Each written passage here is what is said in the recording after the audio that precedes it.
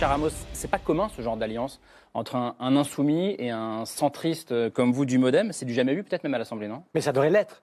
Je veux dire, ça paraît normal.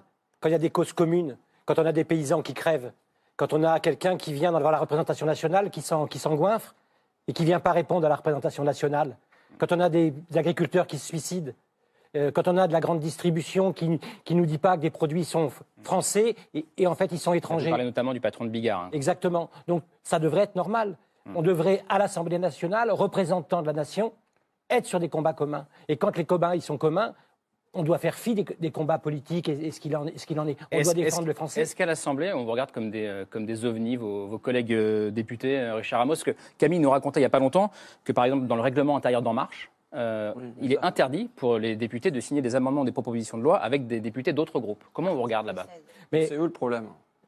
Richard Ramos. Certains nous regardent bizarrement. Moi, certains me disent « Mais qu'est-ce que tu fais avec François Ruffin ?» Oui, mais vous savez, que ça soit avec François Ruffin ou ailleurs, quand je déverse devant Auchan une tonne d'oignons un dimanche matin, parce que mon groupe a voté pour le travail du dimanche, moi, je n'ai pas voté pour le travail le dimanche, parce que ça tue les commerçants de la ruralité. Quand je déverse une tonne d'oignons, parce que j'ai la facture de mon producteur à 37 centimes, et que le même oignon, il se retrouve à 2,49 € avec François Ruffin ou avec d'autres, ces combats-là, ils sont transpolitiques. Quand on va aller au Parlement européen, parce que je vais y aller faire la table de la malbouffe pour défendre la culture française, la gastronomie française face au CETA, je ne voterai pas le CETA. Je ne sais pas si François le votera, je ne pense pas. Je pense pas, non. Mais en tout cas, je ne le voterai pas, moi. Parce qu'on va venir en France faire de la viande qui n'auront pas les mêmes normes que les normes françaises. Je pense que ce n'est pas politique, c'est ni de gauche ni de droite. Et Richard Ramos, vos électeurs, ceux qui sont peut-être du centriste ou de centre-droit, qui ont voté pour vous, ça les choque ou pas ces combats communs avec un gauchiste comme François Ruffin? Alors, je refuse. Attention, je dis souvent qu'il est d'extrême gauche, il me reprend et dit que je suis de la gauche. Non, oui, absolument. En tout cas, vos électeurs. Mais bien sûr que ça surprend. Mais aujourd'hui, on est dans un tel état qu'il faut faire fi de cela. L'Assemblée nationale, et je pense qu'aussi c'est le combat que François Ruffin, mais d'autres à droite ou à gauche peuvent avoir, c'est d'être la cage de ce peuple français. C'est-à-dire, moi, ce que j'aime chez François Ruffin, comme moi avec je dirais, mon agriculteur qui me donne sa facture à 7 centimes, on part du terrain, on part de la réalité. Et ça, à partir de la réalité, c'est ni d'être de gauche ni de droite. Alors oui, ça surprend. Oui, peut-être qu'à l'Assemblée nationale, ça ne fait pas très centriste. Mais je crois qu'on a fait fi sur ce qu'a été l'hôpital psychiatrique, ce qu'a défendu François Ruffin. J'ai co-signé, d'autres gens au MoDem ont co-signé, d'autres gens chez les Républicains ont co-signé. Pourquoi? Parce que c'est un vrai problème. On a des gens dans la rue aujourd'hui qui ont des problèmes psychiatriques. On a 40% de la population carcérale qui a des problèmes psychiatriques et qui ne devrait pas être dans une prison. Est-ce que c'est de gauche? Est-ce que c'est de droite? Eh bien, l'Assemblée nationale, c'est ça ce que ça doit devenir. Ça doit devenir là où on fait la loi. Pardon, mais c'est un peu le discours et de droite et de gauche aussi, parfois, d'Emmanuel Macron.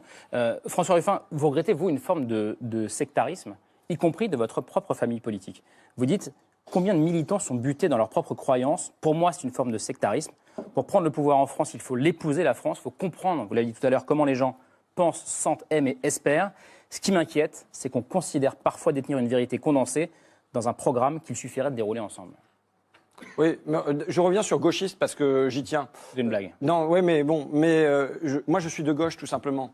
Le problème, c'est que le centre de gravité de la gauche a tellement. Je reprends d'ailleurs à l'Assemblée nationale des fois des bouts de discours de Mitterrand des années 70 pour faire blague sans que les gens le voient, quoi. Mais s'il y a tellement eu un glissement de vers la droite Non, c'est bien clair, mais c'était pour se mettre dans la tête des électeurs de Richard Ramos que je vous disais ça. Et ensuite, moi, sur le sectarisme, y compris de votre camp politique. Mais je pense que moi, je suis dans une démarche de partir de l'enquête toujours aussi. Mais là, en l'occurrence, il n'y a aucun sectarisme. Je veux dire, le sectarisme, il faut bien voir de quel camp il est. Hein. Là, on a une proposition de loi qui est signée par des membres de tous les groupes. On a Olivier Dassault pour les Républicains. On a sur le financement de l'hôpital psychiatrique. Oui, sur le financement de l'hôpital psychiatrique. On a tous les groupes sauf En Marche. Et donc là, le sectarisme, il faut bien dire donc, où il se trouve. Et on m'a dit que ça a toujours fonctionné, que les propositions de loi, elles pouvaient être transpartisanes quand elles étaient jugées bonnes. Donc voilà, là, le sectarisme, il se trouve clairement là. Et ça n'empêche que malgré tout, compte tenu de l'état du rapport de force, il y a les grands thèmes clivants. Je veux dire, sur l'ISF, on ne va jamais être d'accord. Sur la loi travail, on ne sera jamais d'accord, et ainsi de suite. Mais sur des thèmes comme celui-là, je sais qu'aujourd'hui, si je veux que la psychiatrie, ça avance, il faut que ça soit quelqu'un d'En Marche qui s'en saisisse.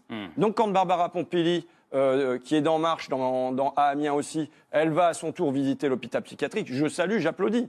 Et j'attends qu'il y ait des gens d'En Marche qui se saisissent à nouveau de ce dossier-là et qui le portent le plus fortement possible. Parce que dans le rapport de force, aujourd'hui, il faut que ça passe par le groupe En Marche. Rapidement, les Insoumis, qu'est-ce qu'ils en pensent de vos alliances, par exemple, avec Richard Ramos? Écoutez, moi, je n'ai jamais eu une remarque. D'accord. Je pense que ça leur fait plutôt plaisir qu'on apporte une diversité, qu'il y ait un espèce d'élan, même si parfois ça part un peu tous azimuts comme ça. Mais de toute façon, quand j'ai dit, j'ai ma proposition de loi, elle est signée par des Républicains, des Modem, des machins, et je l'ai après amenée aux camarades insoumis, et puis ils l'ont co-signé. Oui, il y a d'ailleurs Jean-Luc Mélenchon. Le mot de la fin, Richard Ramos, sur ce simplement dossier. pour dire qu'aujourd'hui, il faut des combats communs et qui dépassent justement. C'est ça, faire de la politique autrement. Aujourd'hui, on va avoir la semaine prochaine des débats sur la fusion des chambres de commerce et des chambres de l'artisanat. Ça veut dire que demain, si on n'a plus de chambres de l'artisanat qui part du métier de l'homme, on n'aura que des chambres de commerce qui peut-être demain vont plutôt privilégier la plateforme financière. Quand un boulanger veut arriver, qu'est-ce qu'on va lui dire? On va lui dire, non, à ton métier, non, il faut que tu l'abandonnes. C'est beaucoup plus rentable de pouvoir simplement revendre du surgelé. Et puis tu sais, tu es dans une ville de 3500 habitants, il y a un petit carrefour qui est là, eh bien il faut que tu abandonnes le bourg parce que tu sais, ce sera beaucoup plus rentable de venir derrière le supermarché. Et les fusions qu'on va discuter au Parlement la semaine prochaine entre les chambres de commerce et la chambre de l'artisanat, si ça fusionne, ce que a priori voulait au départ le gouvernement, je pense que c'est la mort de l'artisanat français. C'est la mort simplement des tours de main et des vrais savoir-faire français. Et moi, j'ai envie de défendre ça, j'ai envie de défendre l'alimentation. Parce que dans l'alimentation, entre autres, qui est moi le créneau sur lequel je vais essayer de me fier, j'ai regardé le synonyme du mot alimentation, c'était vivre. Et donc, je pense que ce savoir-faire-là, cette culture française-là, elle dépasse bien nos clivages.